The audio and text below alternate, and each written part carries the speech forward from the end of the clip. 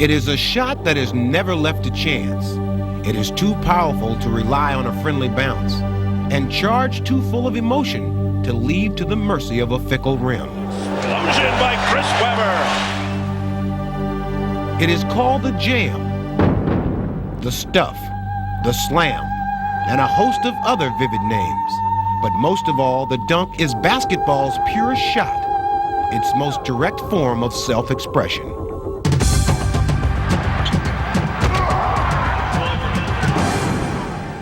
And in its simple eloquence, it provides a glimpse into the very essence of the game.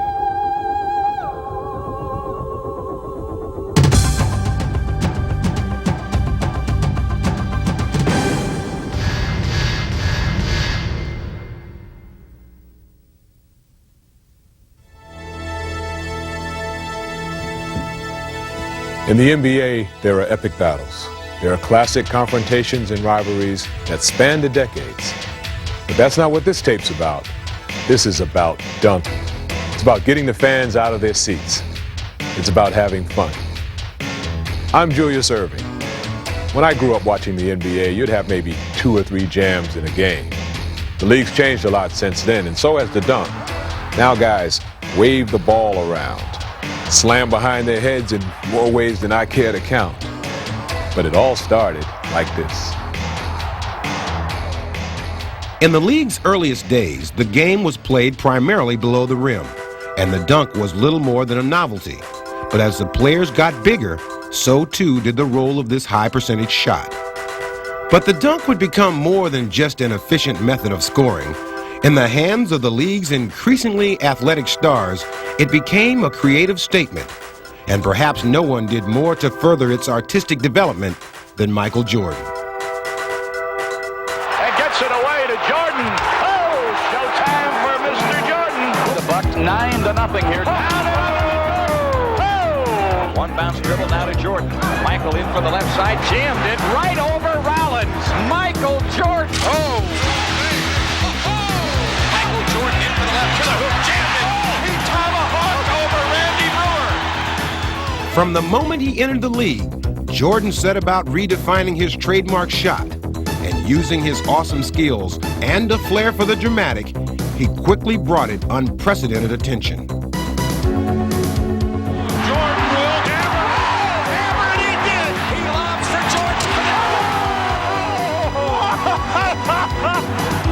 Jordan. Nicknamed Air Jordan, Michael captured fans' imagination with his aerial acrobatics. See how quickly he got up in the air. And how high.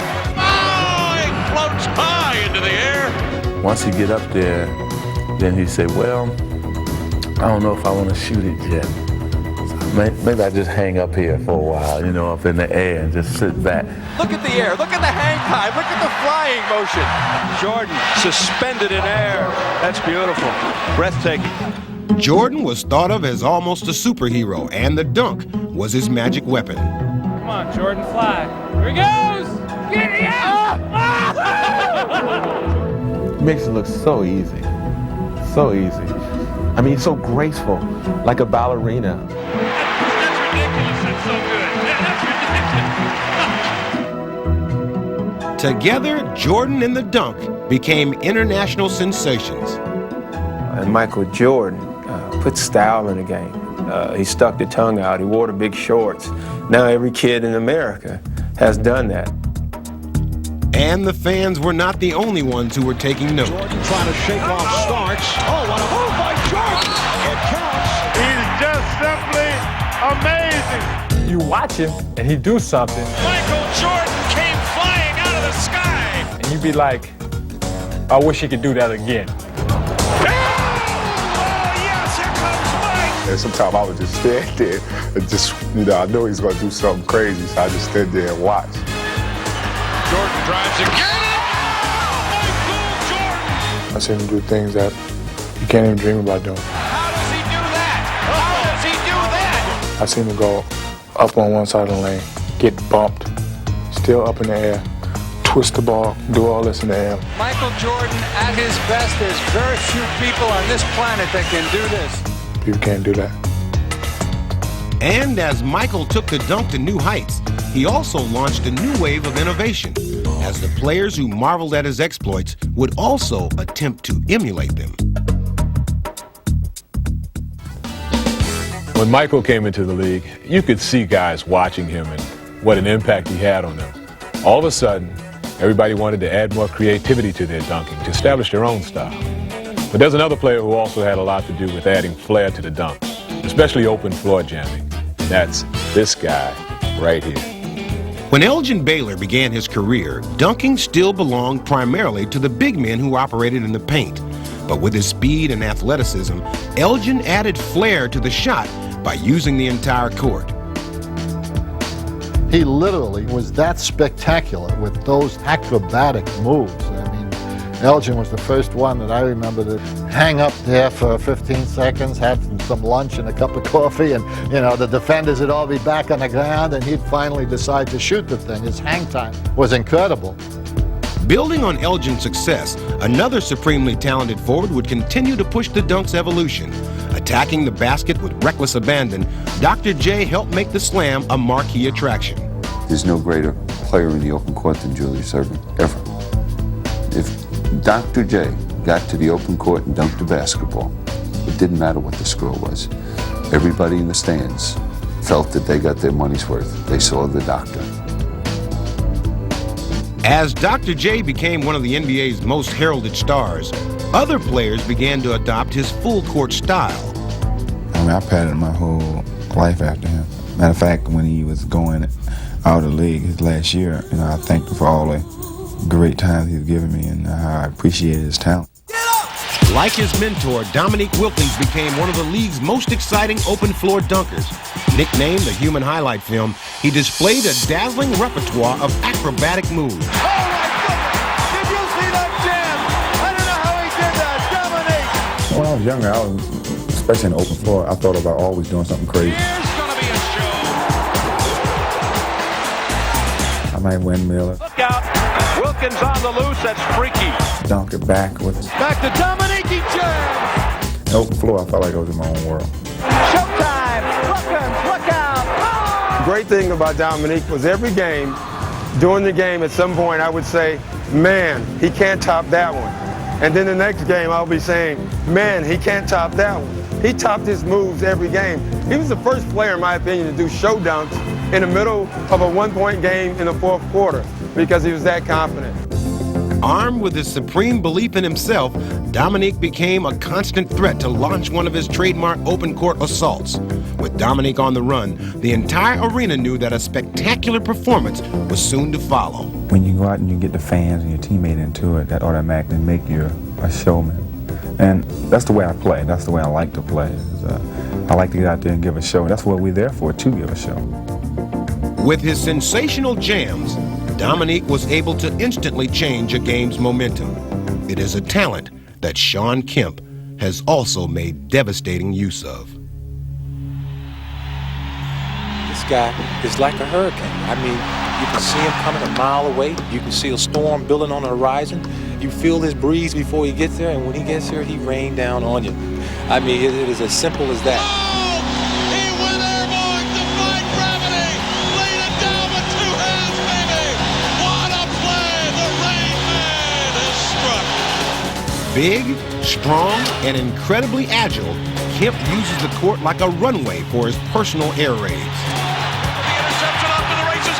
Get on the magic carpet and ride it home. I consider myself an entertainer, and yeah, I do things for the crowd. I'll dunk, make a spectacular play if it's possible, if it's something I can do through the course of the game. Temple run across midcourt, dribbles by Johnson to the cup. A thundering overhead slam. What a play! Holy cow! Like Elgin, Dr. J, and Dominique before him, Kemp has come to inhabit that special zone that is reserved for the NBA's highest flyers. You really can't put it into words, but what you can do is just say that little time that you're in there and you're having that little excitement. You hear nothing. You hear no fans in the background. There's no officials in a way. I tell you, it's the best feeling because it's the silence. Raging right-handed tomahawk!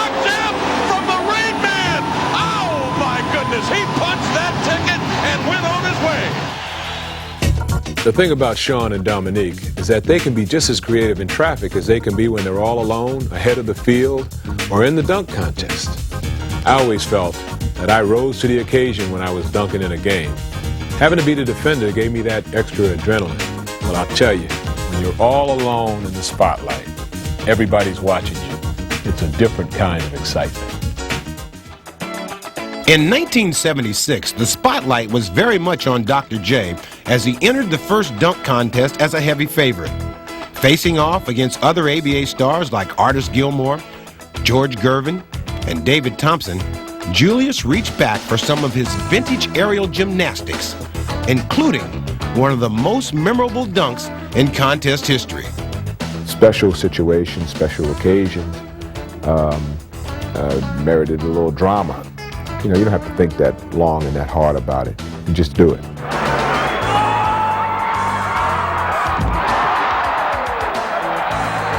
And that sends everyone reeling. And the winner, Julius Erving. When the NBA revived the contest in Denver in 1984, it inspired a host of creative jammers to try to match the doctor's artistic ingenuity.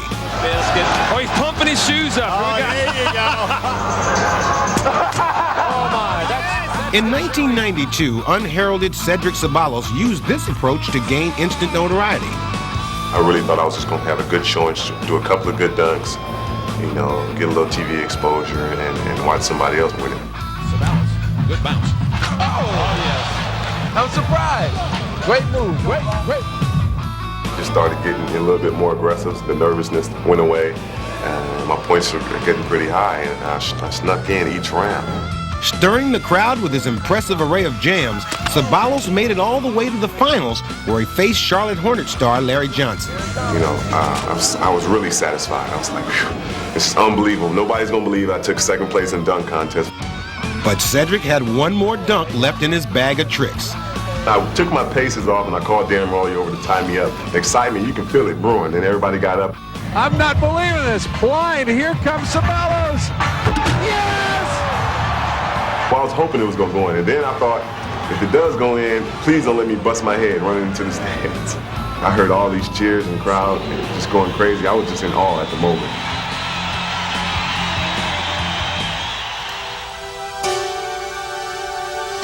The next year, the contest would move to Utah and find a new favorite in a 6'4" rookie guard. My pick is Harold Miner. Who's your pick, Larry? Harold Miner! Miner would not rely on a blindfold, but rather on his explosive leaping ability and thorough knowledge of dunk history. You know, growing up, I mean, I really enjoyed, you know, getting up and, you know, exciting the crowds, with my slam dunking. I kind of imitated everything that they did, from Michael to Doc, Connie Hawkins, Dominique, all these guys. These are my heroes. Miner would be challenged by a cast of intimidating veterans, but in the end, it would be the precocious rookie who would emerge victorious.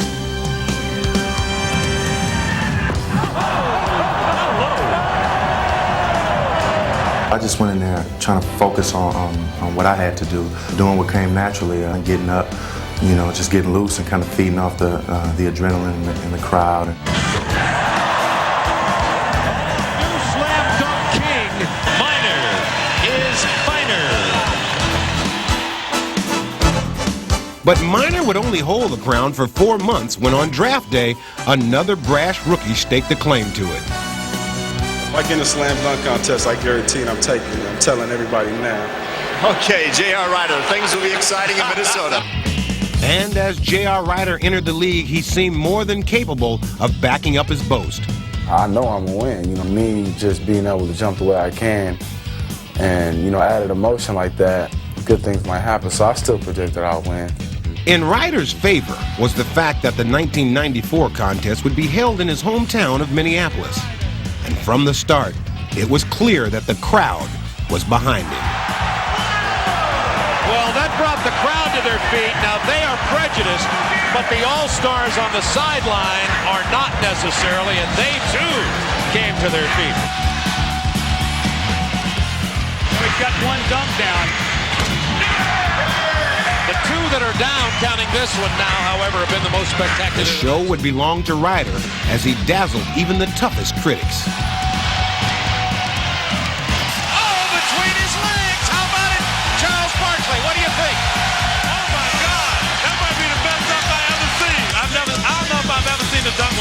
for. That was awesome. Joining an illustrious line of champions, Ryder had managed to add his own personal footnote. When I was drafted, I bragged and said I was going to win it, and I backed up what I said.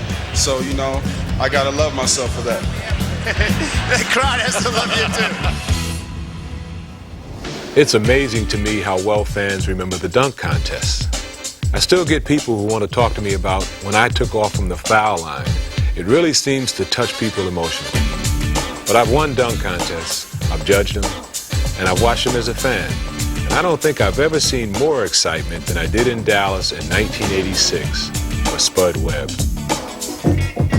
Long before Spud Webb was even contemplating the NBA, there were little men who found great success using their quickness and their carefully honed skills. The paint, however, was the unquestioned domain of the big men. And it was not until 1986, when Spud traveled to Reunion Arena in Dallas to enter the slam dunk contest, that the smaller player made his impact felt on the history of the dunk. You know, I figured if I got the first one, that I had a chance. And, you know, you have to be in your wildest dream to think you can beat Dominique. But when you get into those zones where you figure you can't be beat, then the focus is so high that you go out and believe you can win. Here comes Sputnik. He had never dunked in a practice or in a game up into the dunk contest, so we didn't know he could do it. Spud would open eyes all over the league as he pulled off one of sports' most remarkable upsets. Go out and win that is self-satisfying feeling that, you know, you can cherish for the rest of your life. I think it changed the way we look at smaller guys. Spud's heroics would inspire other little men to follow him, but their path to the rim was still a difficult one. I don't think they got any business running across the lane and things like that. I think you have to let them know that, hey, this is where I live. It would be up to Phoenix Sun point guard Kevin Johnson to make the next bold statement for the smaller player.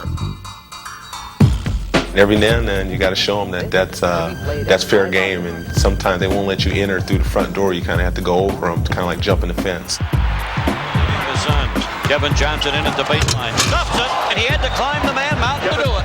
KJ can get up he was like an 8-footer and then dunk on anybody. So if you don't watch out this big man, you get dunked. Should be played at high volume.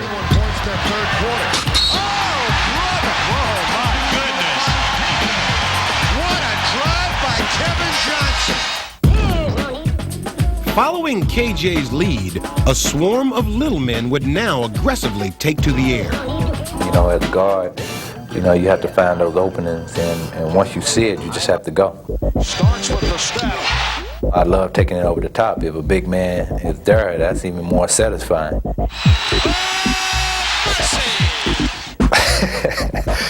You don't too often catch a guy that you can dunk on all the time. You know, you really have to pick and choose when. So when you do get the opportunity, I mean, that's the crowd gets into it, and you're hyped. That's the ultimate feeling. Especially a center, because they hate it.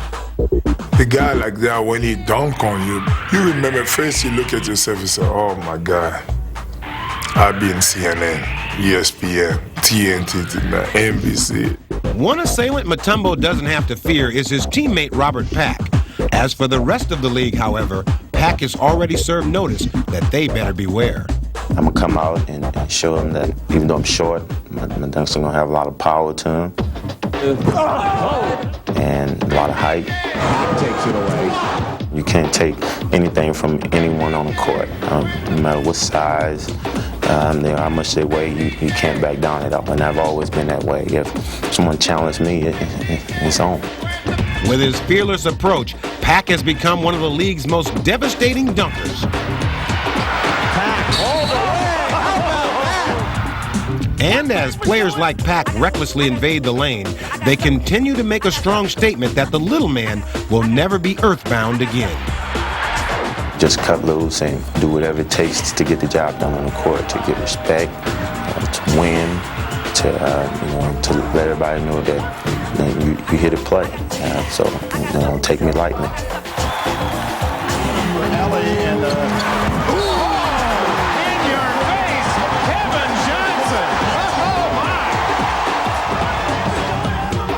The little guys are great to watch because their feet get so high off the floor. It really looks like they're flying. But if you want to see someone bring the house down, you got to go with the big guys. They're not interested in taking off on one foot, floating through the air. When they jam on you, you don't stand around and admire it. They are basketball's most earth-shaking force. Powerful men who wield the slam like a sledgehammer. And from the moment they step out on the floor, they seem to be in the grip of a dunking frenzy. It's just like a metamorphosis. Something just takes over. And I just have to throw it down hard. I don't know what it is. I can't control it. And when it comes to power dunking, Shaquille O'Neal is widely regarded as the state of the art. Driving, backs in left on McDaniel. He missed the shot. O'Neal jams it in. He leaves McDaniel in his wake on the floor. He sort of said, well, couldn't you stop that big fella? I don't know if there's a man alive that could have stopped that slam. What a power slam. Beautiful play. Now you've got a guy who comes in the lane who has force like the Terminator. Fast Scott. O'Neal foul and score. He is ferocious. Skiles fires it low to Shaq. He turns and shoots, no good. Gets his own rebound back and dunks it. He dunked it on Olajuwon. I'm 7'1", 303. And if I can get the dunk 10 out of 10 times, I'm going for the dunk 10 out of 10 times. Oh, what a move by Shaquille O'Neal, and you get the idea he feels he can do whatever he wants. But though Shaq may be today's most celebrated practitioner of the power slam, it first gained popularity in 1959 when Wilt Chamberlain began to overwhelm opposing centers. Just physically, he was bigger, stronger, faster than anyone's ever played. I mean, it's not even close. Once Wilt got anywhere around the basket, it was you could hurt your head if you happened to be standing underneath the net. Very few centers in that era had much success in keeping him from doing it. Following Wilt's example, other big men adopted his forceful approach, and the NBA began to reverberate with rim-rattling jams. Gets the ball away, keeps it alive, over to Webb. Lucas with a steal, Webb. And by the time the league entered the 80s, power players were expected to deliver their signature shot. Chuck Davis told me, he said, well, you spoil these people. If you go in the game, you got to dunk. If you don't dunk, hey, they're upset. You know, so we just got to get some plays to get you the ball right there where you can do your thing. Away from the ball. Here's Dawkins. Oh, what a muscle move. Now that was a monster jam. But though centers may have brought it into fashion, power dunking is not confined to the pivot. And there's McKeskey open, a good shooter. Not this time, though, and Barkley a rebound. 9 rebounds for Charles, who's had a battle for them all. Here he comes. Just dunk it, just dunk it, just dunk it, just dunk it. That's all you're thinking. Sixers hoping to earn overtime. Here goes Barkley. He's going right to the hoop. What a play by Barkley. It's exciting because when you go into the hoop, you just got that one thing and you just want to attack it, you know, like your worst enemy. Jazz by 4. Stopped it in a hurry. He put Timmy Kempton in about the second row that time. With players of all description getting into the act, it became clear that attitude, not size, was the key to success. What's this stain? I'm into power, you know, dunking on somebody. That's what I'm into. Morning takes it with the left hand. Morning. You know, you're coming down on a fast break and you just rise up over someone and then you dunk it. Robinson. Everybody just is going crazy and you just feel like you say, ah, so good. And as the superstars of today do battle, it is the slam dunk that has become their most decisive weapon. You can't let anyone intimidate you, and everything's yours. You get the ball, I'm going to dunk over your head. Power personified. This is my court, my ball, and my team going to beat your team. We're going to make your team look back. Let me tell you one thing about power dunking.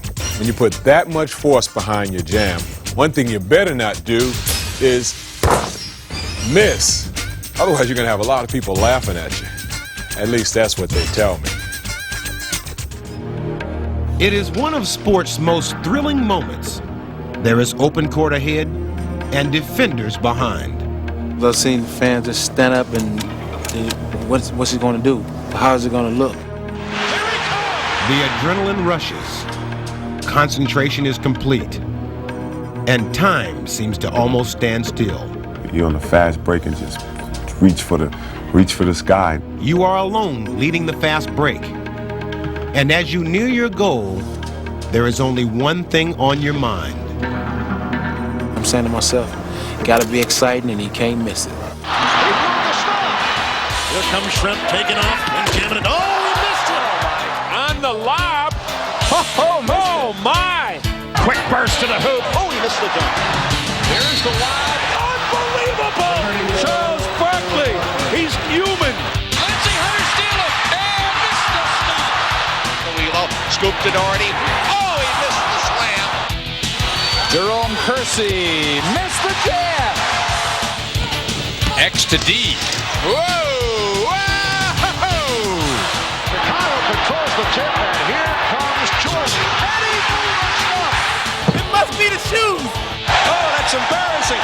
When you miss a wide open gem, it's the most embarrassing thing in the world. It's like tripping and falling on your face in the middle of rush hour. You know that 18,000 fans are watching you in that stadium, let alone the people that are watching on TV. I mean, if you want to really be known as a good player, you don't miss dunks. He's by midcourt. Buckle up, baby. Oh!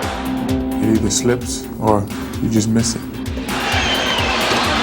and O'Neal misses the slam dunk. I've never seen a player make all of his dunks. Dishing off to Shaquille. He missed the slam. You won't see him do that very often. That's probably the loneliest feeling in the world there. Oh, and he couldn't finish that one. You don't want to deal with that too much. Deep Brown.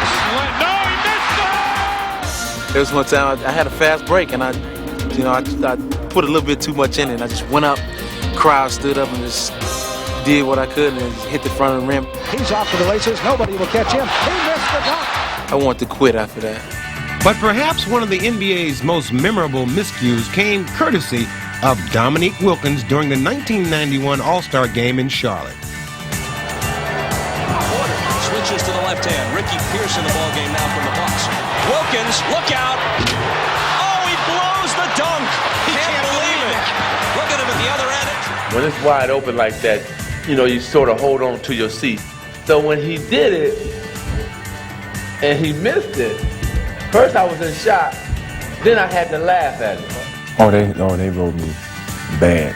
The intention was good. When I went up, I said, I'm gonna make this dunk. My leg said no, don't even try it. But it was at that time it was too late to stop the wind up. Actually, it's more fun than that. I had a good time.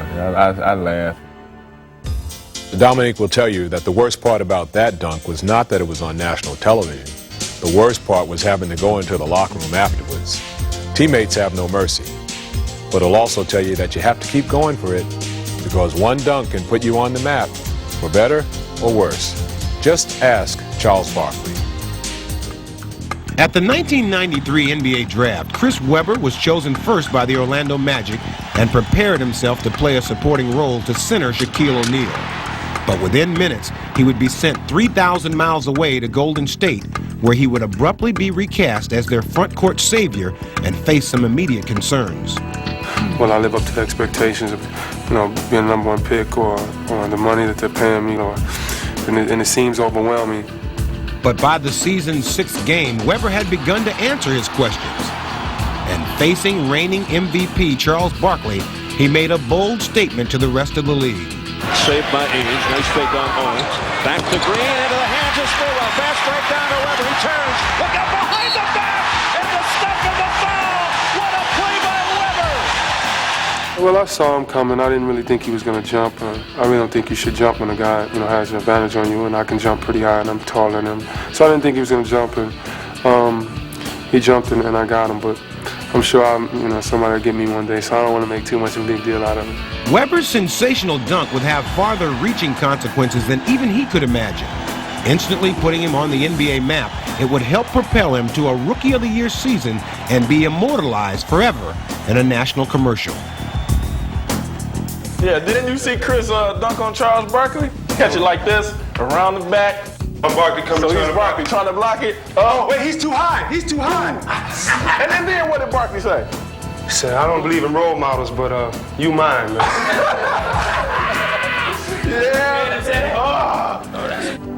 But while Webber rose quickly to stardom, John Starks often seemed like he'd never get there. After putting himself through college by bagging groceries at a supermarket, Starks was left undrafted and relegated to the CBA. He would eventually latch on with the New York Knicks, where his ferocious determination helped him become a starting guard in the NBA. But in 1993, the Knicks would face the Chicago Bulls in the conference finals, where Starks faced the seemingly overwhelming task of matching up with Michael Jordan. We do not have a man on this planet who can stop him, okay? There isn't anyone out here who can stop him. But Starks was ready. It was a test he had prepared all of his life for.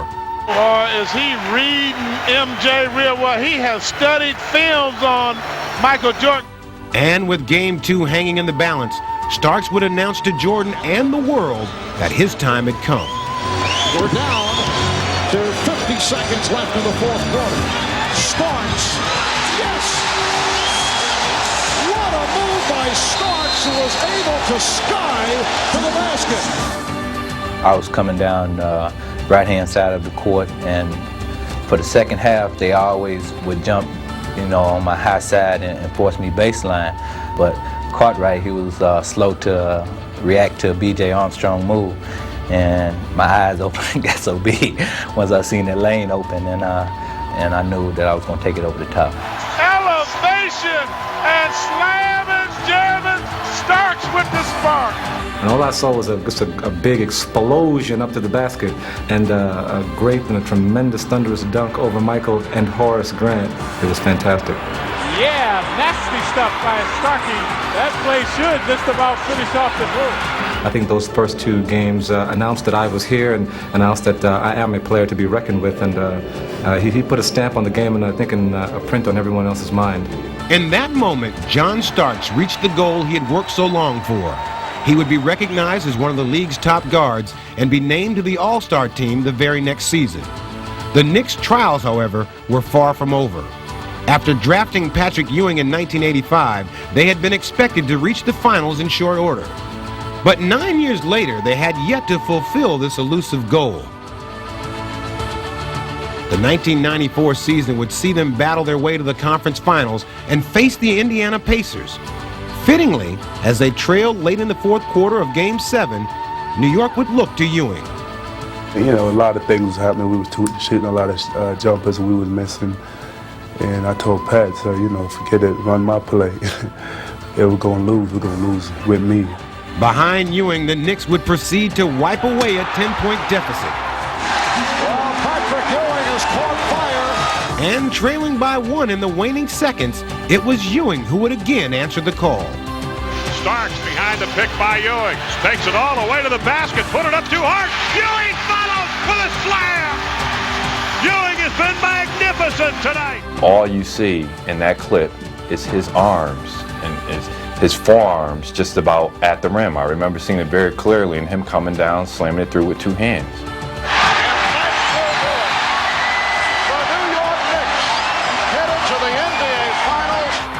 Patrick's been here the longest out of everyone, and for him to, you know, dunk the ball through, you know, it's a highlight of his career as well as a highlight for the Knicks. I mean, that's the climax, that hoop right there, because that propelled us into the finals. I've been around pro basketball for a long time now, and I've seen a lot of great dunkers. But the guys coming in now are truly unbelievable. They've seen the jam evolve as they were growing up, and they've all been dreaming about the crazy dunks that they want to do. So when they get their chance in the NBA, they are ready to put on a show. As players grow up, they look up, watching the generations before them and adding their own personal style. And when they follow in the footsteps of their one-time idols, they are ready to push the creative boundaries of their craft. The dunk is what people pay attention to. You know, I've talked to Julius Erving, I've talked to Michael Jordan, Dominique, and all those guys. The dunk is the first thing people look at. Baseline. Now Kemp going to the hoop. Wow! Now that is attacking the basket. That's just what I'm talking about with Shawn Kemp. If anybody talk about a younger generation, or everybody talk about what a league is laying on them, the shoulders of this younger generation, this guy. I want to be one of those guys.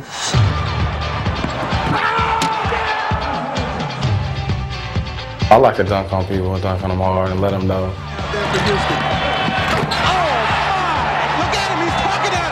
And I think that's what it's all about. Most of the guys in the league are doing that now, dunking hard on people so they won't jump next time. Ejected coast to coast, Ryder goes up high. So that's what it's all about. You're trying to make a statement. Morning drives to his left, slams it home, and a foul is called on Houston. Especially to the other team. Here's Morning along the inline. Oh, man, O'Malley raises up. They don't remember Shaq by shooting jumpers.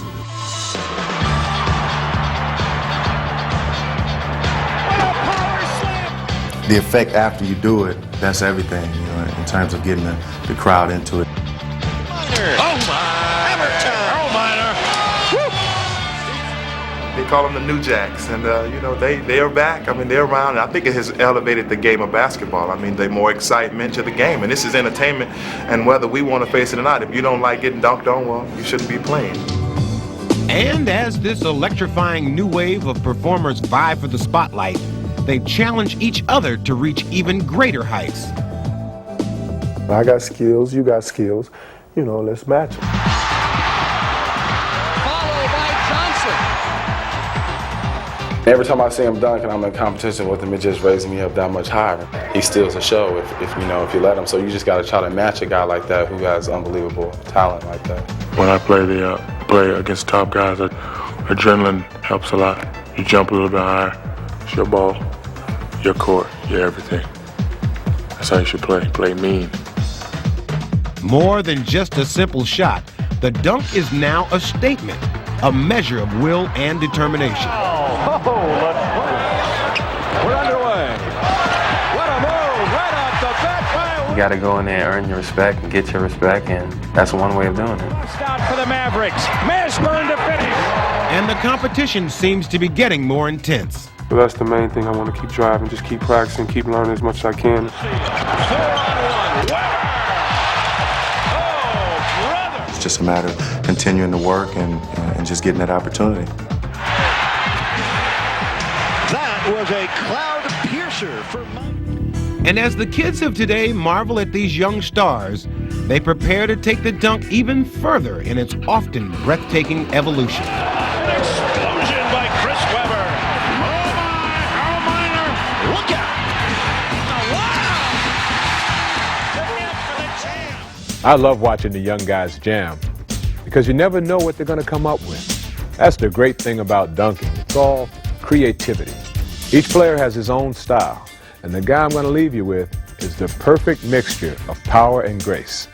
He has it all. He can float. He can throw it down hard. He's just, all right, it's me. Relax and enjoy the rest of the show. From the University of Massachusetts, number 6, captain of the Philadelphia 76ers, Julius the Doctor Erving.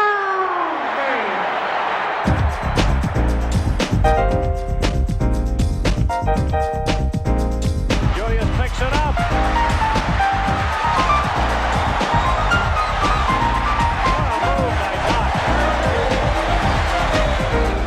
What goes around will come around. Sounds escape, sublime and climb, defined by the moment of inspiration, creation in motion. Rhythms divide, chords collide, and thoughts fly. We're getting back to basics. 4-on-3 to Erving. We're getting back to basics. We're getting back to basics. We're getting back to basics. Check out. Yeah!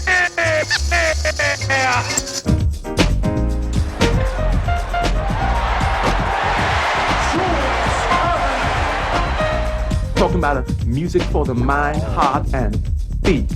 Complete free expression to communicate, elate, and assimilate with lyrical rhyme. Time after time, I'm feeling fine, staying in line. I'm getting back to basics. I'm getting back to basics. I'm getting back to basics.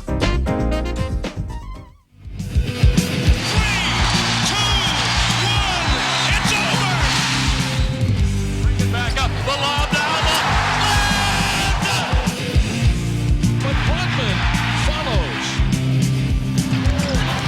Kemp with the stop. Oh, what a move by Scotty! And to Kemp for the slam.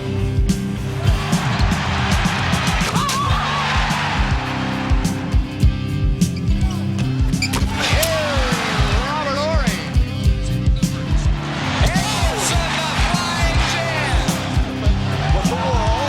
They set up. Myers is able to. Jason Williams drives and dunks. Keenan, oh, what a pass to Johnson to Barkley.